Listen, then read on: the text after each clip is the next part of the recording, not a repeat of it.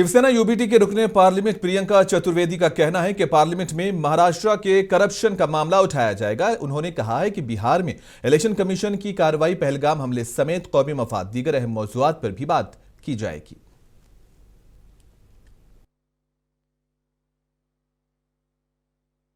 हर session में ये मुद्दे होते ही हैं।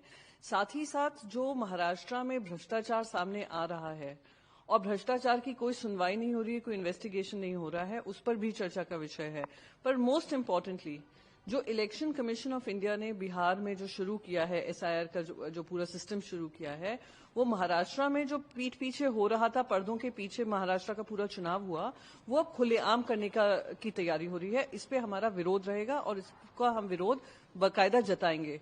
साथ ही साथ नेशनल इंटरेस्ट को ध्यान में रखते हुए जो पहलगाम में आतंकी हमला हुआ, ये भी जिम्मेदारी ठहराने की जिम्मेदारी हमारी बनती है कि कहां इंटेलिजेंस फेलियर हुआ, कहां चूक हुई, किस वजह से आज हमारी 26 जाने गईं और हमने उसके ऊपर कार्रवाई जो की।